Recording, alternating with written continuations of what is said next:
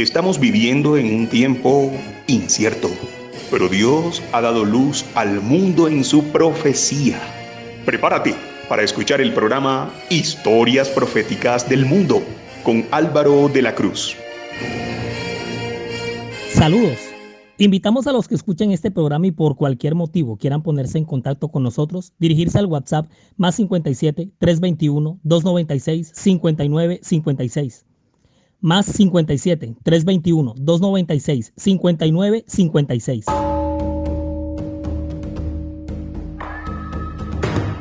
En esta ocasión nos vamos a meter de cabeza en el superdesarrollo del mundo árabe, desde donde dejamos a los ismaelitas creciendo como civilización hasta los tiempos del Imperio Romano.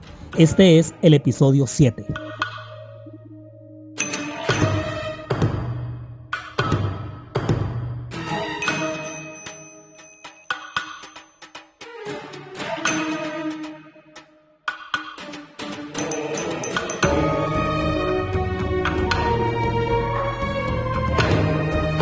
En el episodio anterior hicimos como una especie de croquis o mapa general de la línea del tiempo del pueblo de Israel, desde el nacimiento de Isaac hasta el inicio del ministerio de Jesús en tiempo del liderazgo judío sometido al dominio del Imperio Romano. Ese va a ser el mismo lapso de tiempo el que vamos a manejar en este episodio.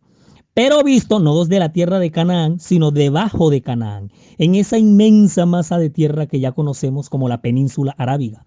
Una cosota bien grandotota. Imagínense 2 millones de kilómetros cuadrados, bañada por dos mares, el Océano Índico y el Mar Rojo, unida a África por la parte de arriba, por la península del Sinaí que queda en Egipto, haciendo puente con Asia, y por otro lado con la tierra de Canaán. O sea, lo que tiene esto son conexiones con todas esas civilizaciones antiguas. Tiene conexión con el Golfo Pérsico, el de Adén, el Mar Arábigo, tiene conexión con la Media Luna Fértil. Mejor dicho, la península más grande del mundo, esa vasta extensión territorial, se va a desarrollar la línea generacional que venga de Ismael. Los ismaelitas, en cabeza de sus 12 hijos, los 12 príncipes ismaelitas, descendientes de Abraham, cuyos beduinos o habitantes del desierto arábigo van a recibir y a concebir como hijos de la promesa, del pacto hecho con Yahvé. Y son muchísimas las creencias, las versiones, las concepciones que todos estos habitantes van a tener de Ismael, a quien van a reconocer siempre como el primogénito y legítimo hijo de Abraham. De hecho, esta gente siempre creyó que el hijo que Yahvé le pidió sacrificar a Abraham fue Ismael y no Isaac. Vayan tomando nota de eso, que fue Ismael el que fue acostado sobre la piedra del sacrificio que está en la cumbre del monte Moria. Y ya pueden ir imaginándose el significado absolutamente sagrado que va a tener esa piedra, esa roca, ese monte y la ciudad de Jerusalén para todos estos ismaelitas. Vayan atando cabos de todo esto. Yo les dije desde el episodio de introducción que en todo este relato no íbamos a parar de estar botando datos que no son aislados. Todos se van conectando unos con otros cabo a cabo. Acuérdense también lo de las 7 vueltas que dio Agar en el desierto, de donde brotó el manantial de agua pura que salvó la vida de Ismael. Sitio en el cual los antiguos ismaelitas van a edificar tiempo después ese gran santuario de adoración que se llamará la Kaaba, y alrededor de esta quedará edificada la ciudad de la Meca.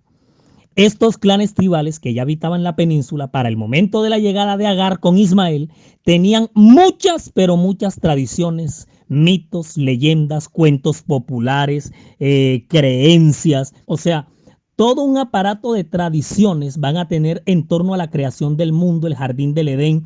Es decir, mantenían una versión del origen y desarrollo del mundo, que los mismos que van a creer todos los demás. Los sumerios, los babilonios, los acadios, los egipcios, los chinos, los incas, todo el mundo. Todos van a creer que ellos son el centro de la tierra y que todo lo demás gira alrededor de ellos. Sí, señores, así va a funcionar esto. Y que por ellos fue que comenzó todo. Figúrense que estas comunidades árabes pre-ismaelitas creían que la zona geográfica donde se va a levantar la Meca siglos después fue donde Dios plantó el Edén al final de la creación del mundo. Imagínense esa. A Dios en su idioma le van a llamar Alá. Y ahí fue donde colocó a Adán y a Eva, Hawa, así le llaman los árabes, a Eva, Hawa. Tienen prácticamente la misma versión del relato bíblico, pero el huerto del Edén lo ubican en la actual La Meca. A Satanás le llaman Iblis.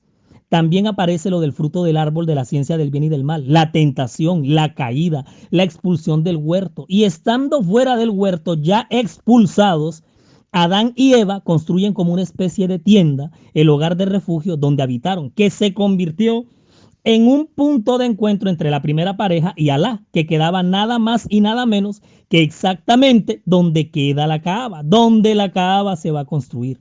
El mismo punto donde Ismael agonizaba de sed.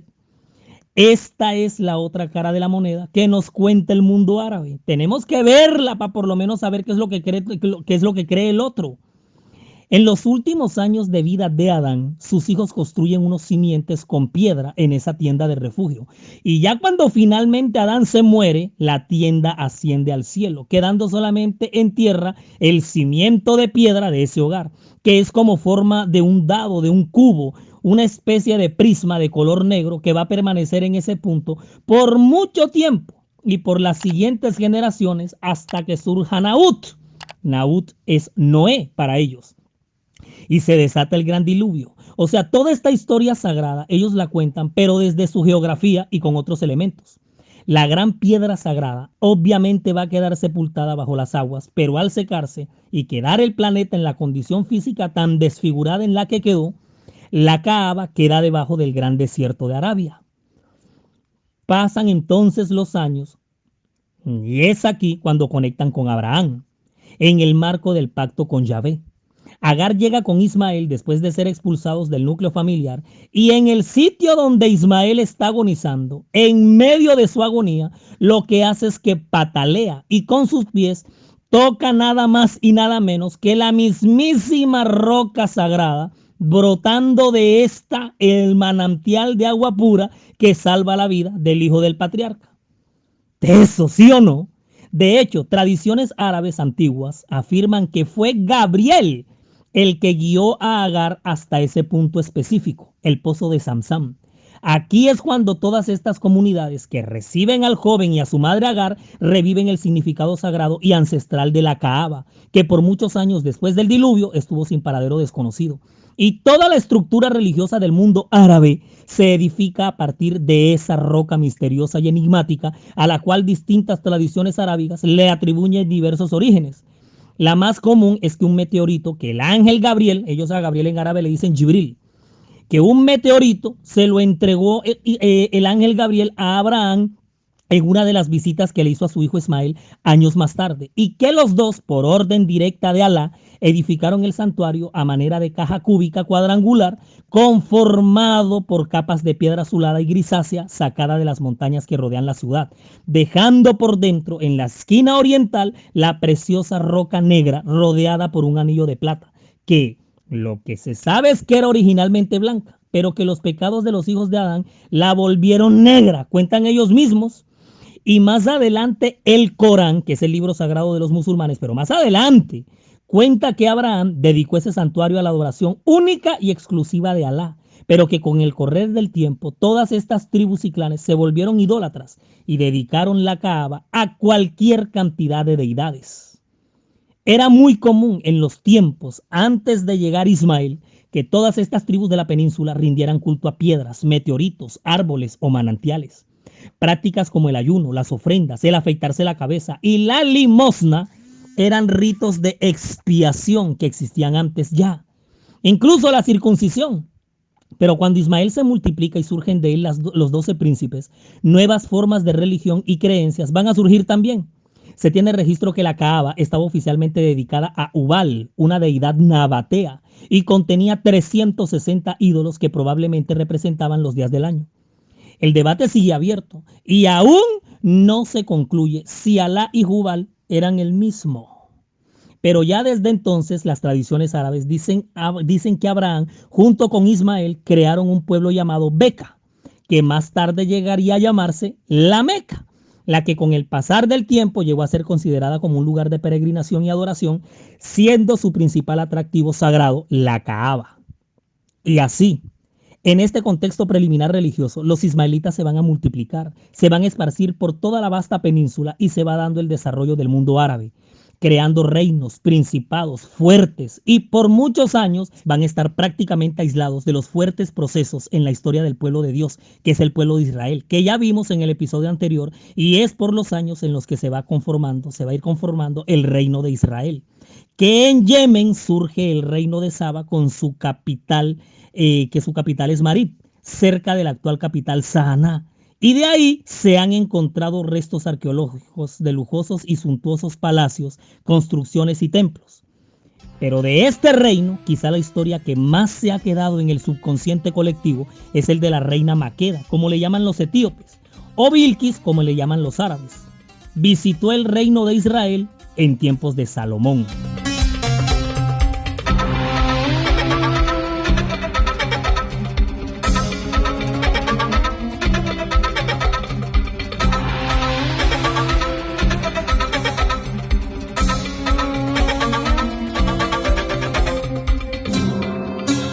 Todo nuestro contenido está disponible para reproducir y descargar desde nuestras cuentas, canales y perfiles, desde las redes sociales, sitio web y plataformas. Usted nos encuentra en todos lados como La Historia Profética del Mundo, en Spotify, Google Podcast, Facebook, Instagram, y ahora andamos de chicaneros porque entramos en la onda del TikTok. En YouTube siga nuestro canal, dele me gusta a los videos y active la campanita de notificaciones para que le llegue de inmediato cualquier contenido que se vaya compartiendo. Nuestra página oficial en internet es www.lahistoriaprofeticadelmundo.com.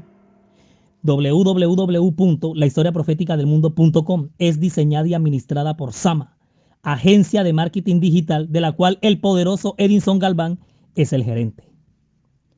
Hay distintas opiniones entre los expertos y no se sabe con certeza si la reina de Saba residía en Etiopía o la Arabia. La mayoría apunta a que ella venía de la ciudad árabe de Sabá, en el actual país de Yemen. Su encuentro con Salomón está registrado en Primera de Reyes 10. Y de esa relación les han levantado un chisme que ha recorrido toda la historia. Que los dos tuvieron un hijo que se llamó Menelik I, quien llegó a reinar en Etiopía, que es África. Y que dice que Salomón le regaló el arca de la alianza que yacía en el lugar santísimo del templo. Bárbara las cosas que uno escucha en esta vida, ¿no? Lo que son las lenguas. Saba levanta su reino es a punta del comercio de las especies, perfumes, incienso, mirra y sus sistemas inteligentes de riego de sus sembrados, sus rutas comerciales, además de terrestres con sus camellos, también por mar con sus barcos. Fueron toda una potencia estas gentes, los de Saba. Grandes ciudades de la región van a adquirir gran importancia. Taif, Yatrib, que después se llegará a llamar Medina, Yambo y por supuesto la Meca. Todo este comercio gestó relaciones comerciales entre ellos mismos dentro de la península como el de la Mesopotamia y África. Se expanden los mercados en una época de esplendor conocida como la ruta de la Arabia Feliz. Y de ahí que la Meca se fuera agigantando geopolítica y socioeconómicamente. Y a lo largo y ancho de la península, los ismaelitas árabes van estableciendo otros reinos. Los abeos, famosos por crear el Musná, que es el alfabeto árabe meridional, el reino de Katabán o Ausán, el Mineo o el de Maín, el de Hadramut, y la lista sigue. Todos estos reinos poderosos en comercio y con un politeísmo impresionante. La sociedad y la religión entre los árabes va a ser todo un universo. La base social era la familia. Luego se agrupaban varias y conformaban una tribu a la que le llamaban Kabila. El grupo de Kabilas armaba un clan con una unidad de sangre patriarcal intocable. Sin embargo, esta gente cuando se peleaban entre ellos era la cosa más brutal. A sus enfrentamientos se les llamaba racias y generaban un pavor colectivo. Esto era con saqueos, incursiones, se robaban entre ellos mismos a punta de espada, palo, piedra. Y como seguramente desde que esta serie empezó y se supo que íbamos a hablar de los árabes, entre las muchas cosas que nos imaginamos, surge la inquietud del papel de la mujer. Y pues sí, hay que decir lo que todo el mundo ya sabe. El papel social de la mujer en este mundo es de total subordinación. El protagonismo se lo lleva el varón, quien va a heredar todo. Va a tener las mujeres que quiera, los famosos harén. Puede repudiar a la esposa cuando quiera. Pero esperen, les tiro un dato. Como esta es una civilización guerrera, el varón podía morir en cualquier momento. Y así no quedaba una mujer viuda sola. Se ayudaban entre todas las esposas del muerto. ¿Captan mejor ahora la perspectiva Dentro de la tribu ningún varón era mayor que otro. Es decir, había una igualdad tremenda. No había un jefe, no existían las leyes, la propiedad privada no existía entre ellos. Para el caso de los esclavos imperaba otra costumbre. Había una figura sobresaliente, el Sayit, que era el anciano sabio de la tribu, y la ceremonia de investidura de su cargo tenía el nombre de Baya, una danza ritual de lo más interesante. En el caso de los beduinos, esos primeros habitantes de la península que eran nómadas, sus grupos tenían como líder a alguien que se le llamaba jeque. Y cuando ya lleguen las familias ismaelitas con toda su organización, se va a originar toda esa cantidad casi que interminable de tribus árabes. Porque es que eran un montón. Siempre va a sobresalir la tribu Qurayshí. Los Quraishitas, tiburones, eso traduce. Y uno de sus próceres por todos aquellos tiempos se va a llamar Qusay ibn Kilab, hasta que por fin no veía la hora de llegar a este personaje. El término Ibn traduce hijo de, o sea, Qusay, hijo de Kilab. En el caso de los hebreos, el término es Ben. Porque a propósito, los nombres árabes son una cosa bien extensa de mencionar. Empiezan con un prefijo llamado kunya, que identifica de quién eres padre. Abu en hebreo, que es Abba, mientras que en el árabe es Abu. O sea, cuando tú dices Abu Yasser, estás diciendo padre de Yasser. Luego sigue el Isem, que es el nombre en sí de la persona. Entonces, Abu Yasser Ali, Ali padre de Yasser. Después sigue el Nasab, que indica de quién eres hijo y hasta de quién eres nieto, y es donde se coloca el término Ibn. O sea, el nombre más o menos vendría quedando así: Abu Yasser Ali ibn Adel ibn Ramán. Ali, padre de Yasser, hijo de Abdel, nieto de Ramán. ¿Cómo van hasta ahí? Practiquemos la cosa para cuando nos toque llamar por su nombre un árabe y no vayamos a quedar con la lengua afuera cuando apenas vayamos por el nombre. Después de todo eso viene la nisba, que indica el lugar de nacimiento o la tribu a la que se pertenece, y empieza por la palabra al. Entonces, Abu Yasser Ali ibn Abdel ibn Ramán al-Yatrib. Ali, padre de Yasser, hijo de Abdel, nieto de Ramán, de la ciudad de Yatrib. Y ya para finalizar, el nombre cierra con broche de oro con la laqab, que es como el apodo o sobrenombre, y vuelve y se repite la palabrita al. O sea que el nombre que estamos utilizando de ejemplo quedaría más o menos así: Abu Yasser Ali ibn Abdel ibn Ramán al-Yatrib al-Mansur.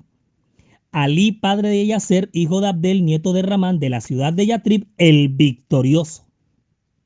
Ya cuando usted ha logrado por fin determinar de llamar al fulano, ya cruzó la esquina y usted se quedó 2 cuadras atrás y hasta aquí que te vi, entonces grítele más duro el nombre y llámelo de nuevo.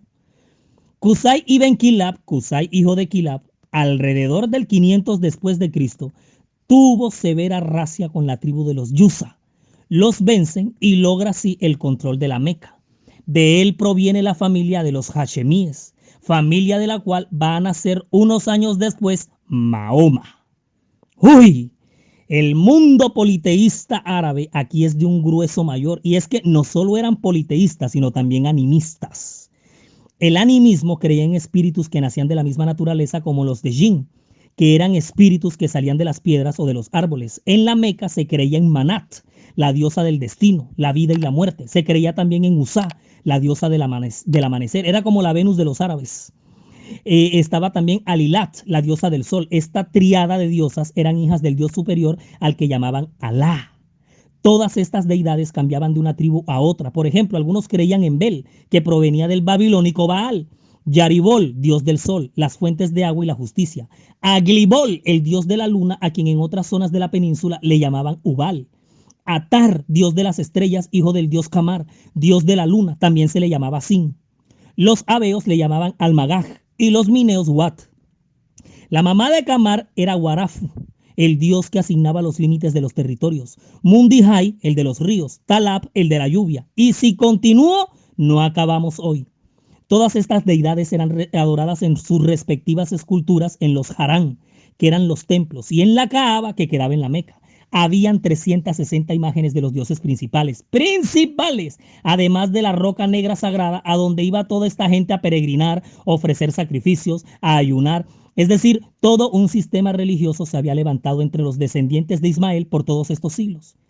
¿Qué pasó aquí? Pero si Dios había prometido bendición y prosperidad para la nación que se originara de este muchacho, ¿por qué todo esto?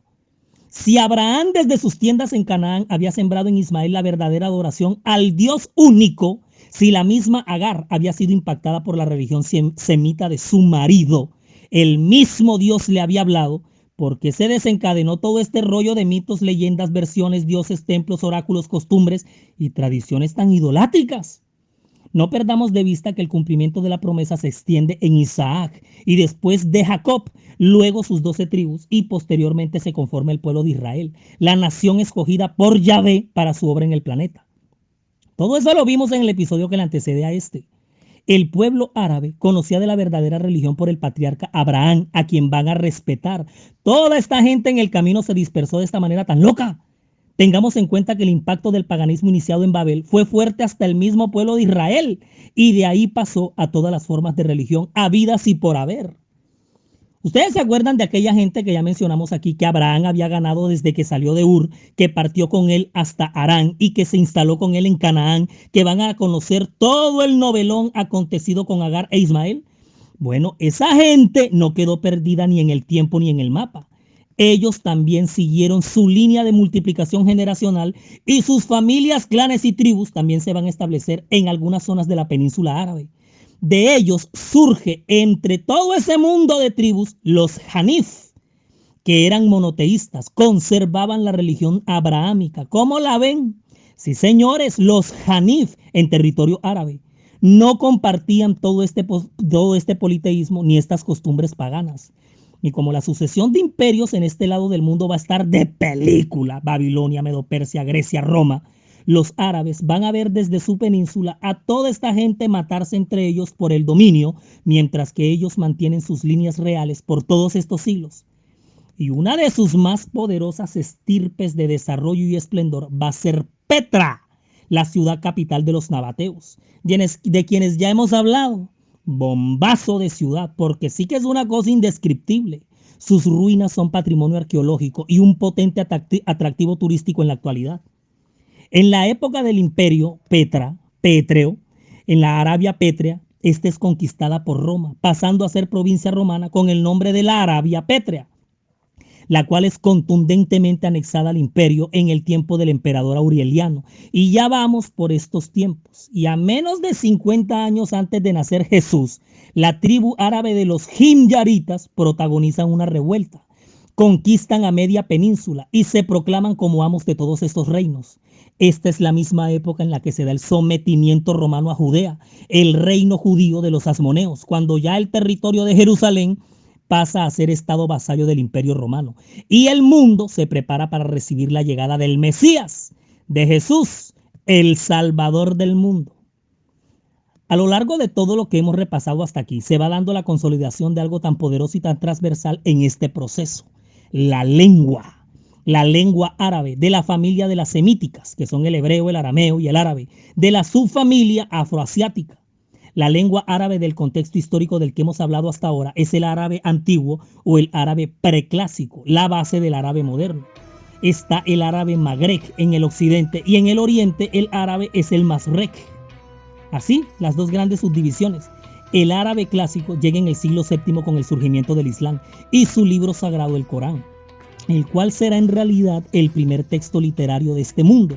Luego se dará el boom de la expansión islámica por toda esta zona del mundo, a la vez que la lengua árabe se irá extendiendo también, aunque seguirán muchos de los dialectos tribales. Para estas alturas, ya la lengua estará consolidada y oficializada como la lengua del mundo musulmán.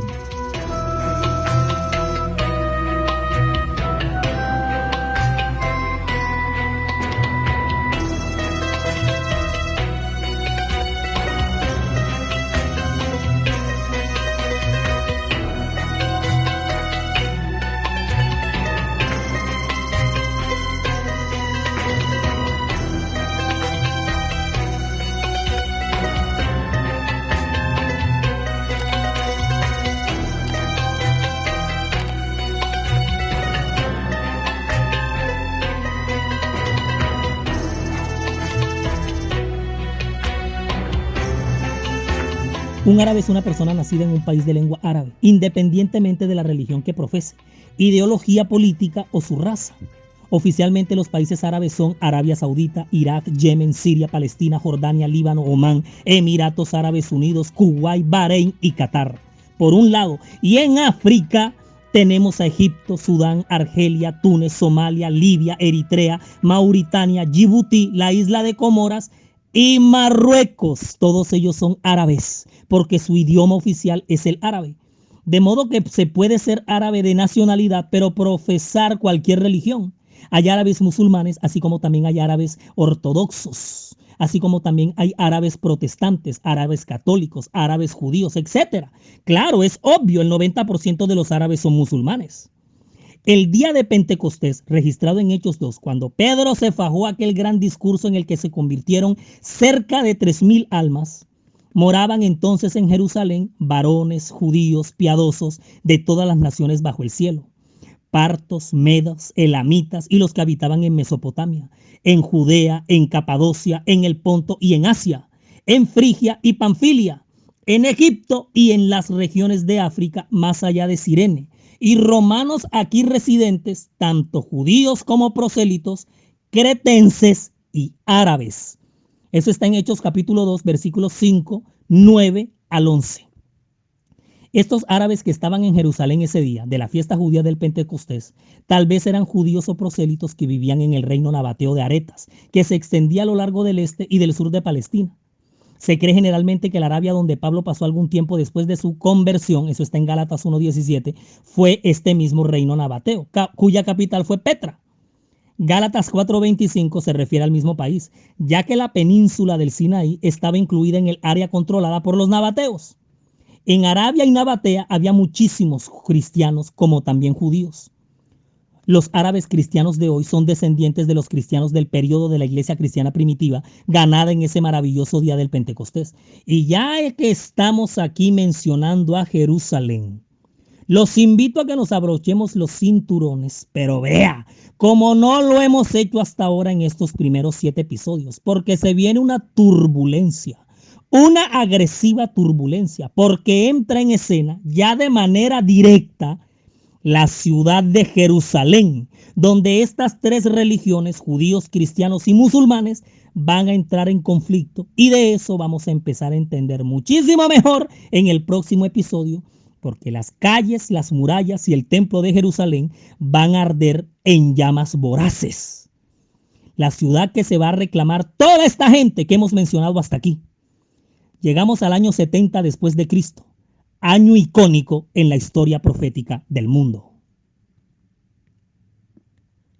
Resumimos y nos fuimos.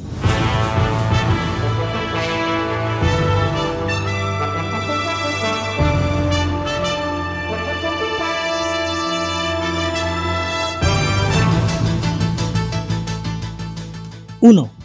Agar e Ismael pisan tierra arábiga y se empiezan a tejer cualquier cantidad de versiones en torno a ellos, del lado musulmán. 2. La descendencia de los príncipes ismaelitas compacta todo el mundo en la península, tanto en riqueza como en creencias. 3. En medio de todo ese crecimiento, un monumento icónico del mundo árabe se levanta, la Kaaba, santuario sagrado. 4. La Meca se convierte en una metrópoli comercial de paso obligado para todas las caravanas. Es la ruta de la Arabia feliz. 5. Creyendo totalmente en que el eterno Dios extiende su plan de salvación para toda nación, tribu, lengua y pueblo, produce para ustedes Daniel Aponte, diseña y grafica May Vanegas, relata Álvaro de la Cruz. Y para todos ustedes, un feliz día.